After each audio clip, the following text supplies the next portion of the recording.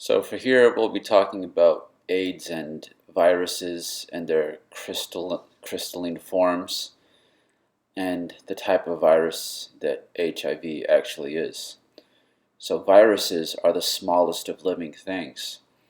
They are so small they can pass through a porcelain filter used to separate bacteria from a fluid, too small to be seen by the optical microscope.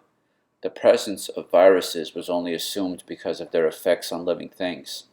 The use of the electron microscope confirmed their existence and revealed their form.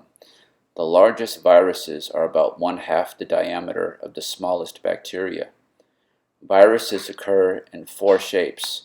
Some are cubes or bricks, some spheres, and some slender rods. The fourth type resembles tiny tadpoles with bodies and tails. The body or head may be an oval, or it may have several facets or surfaces. Scientists have been able to discover the chemical nature and structure of viruses as the active stage. They are made up of a shell of protein surrounding a core of nucleic acid. The nucleic acid in certain animal viruses is ribonucleic acid and or deoxyribonucleic acid. Viruses behave differently from any other known thing, living or non-living. They cannot reproduce outside the living cell. Instead of going through mitosis, the virus in some way changes the chemical functions of the host cell so that virus proteins are produced instead of the proteins of the host cell. Since this behavior is somewhat like that of a gene, it has been suggested that viruses are genes outside cells. Viruses outside cells do not carry on any kind of chemical activity. The chemical activity inside cells is very limited and dependent on the chemicals of the cells. Outside a cell, viruses assume the form of crystals, but they are crystals composed of protein and nucleic acid. Members of one class of virus use RNA as their genetic material and are called retroviruses because their synthesis of DNA and from RNA proceeds retrograde, in the opposite direction to what is normal. In the rest of biology, retroviruses avoid the body's immune system by inserting themselves into the DNA of the host cell. Most retroviruses cause major disease, but not all are harmless. A subclass of retroviruses called lentiviruses is capable of slow infections resulting in death. Lentiviruses typically spend lengthy waiting periods in hiding in the cell nucleus, and lentiviruses may never cause overt disease in their natural hosts. Sometimes, however, the lentivirus disease produced after a latency period can be devastating, though sometimes difficult to detect epidemiologically due to their delay between initial infection and death. Lentiviruses were named in 1954 in honor of several very slow-acting brain infections of farm animals. This classic example was a sheep disease with a latency as long as a decade, called Visna. Visna wiped out most of the sheep population of Iceland in 1939 because it had been realized in 1933 that apparently Welsh sheep brought to the island from Germany had actually been carrying a latent disease. The ability of Visna to cause disease many years after infection has since been demonstrated in a series of controlled experiments with sheep.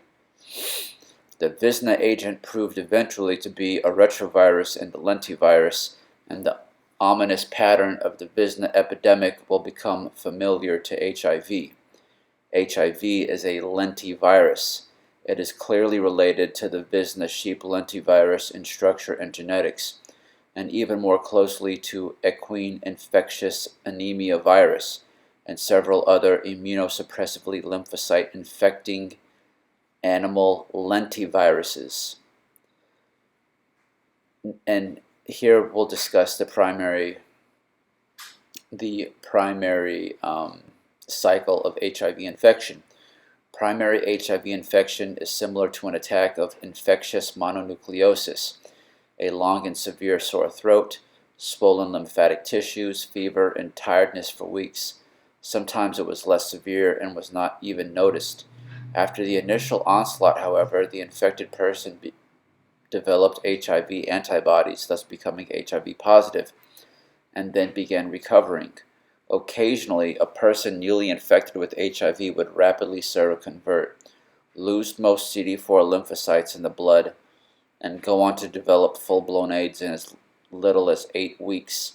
Most people recover completely after initial HIV infection, but the virus is not gone, but hiding in the DNA of many of the person's cells.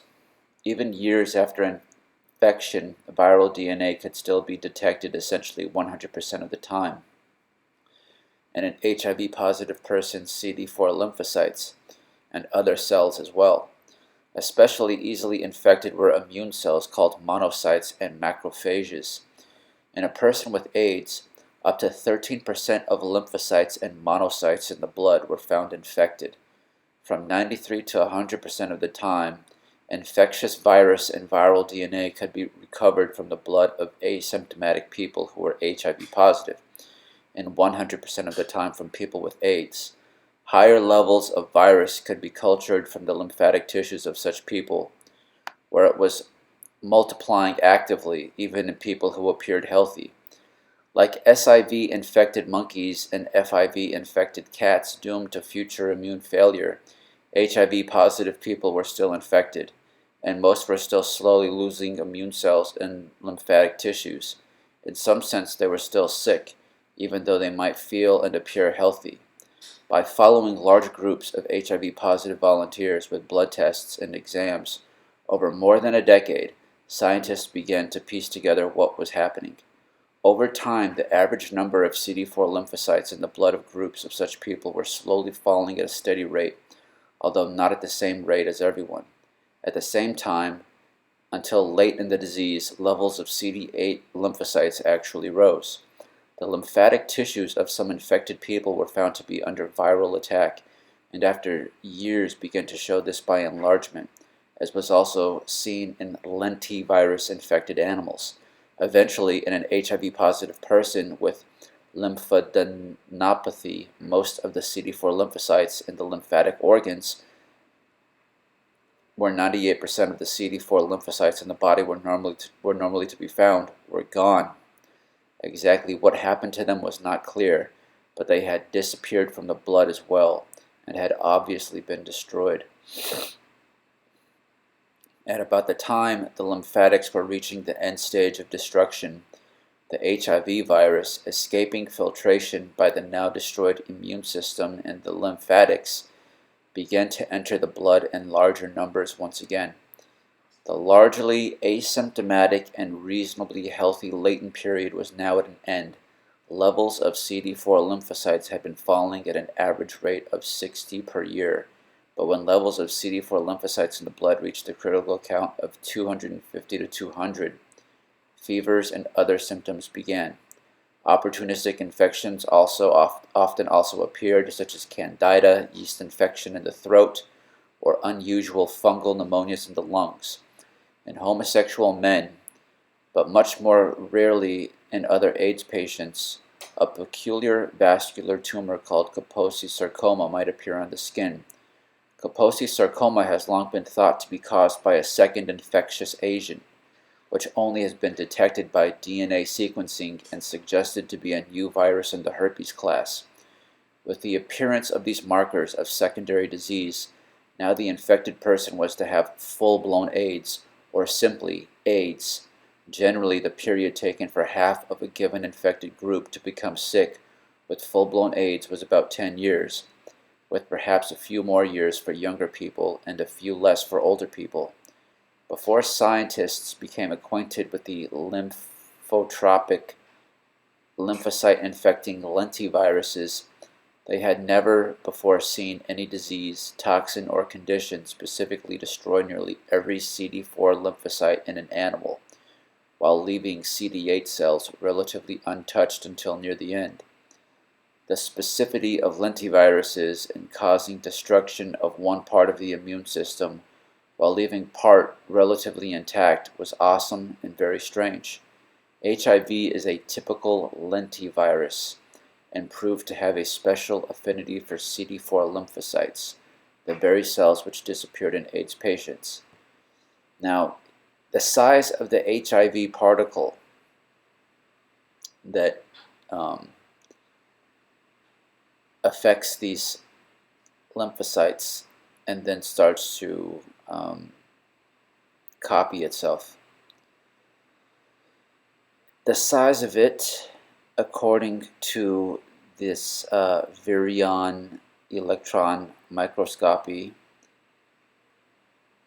is 110 to 128 and 132 to 146 nanometers. So I'll have to figure out how big that is, but it's an isometric marker with an icosahedral virus. So the shape of the HIV virus is an icosahedral shape.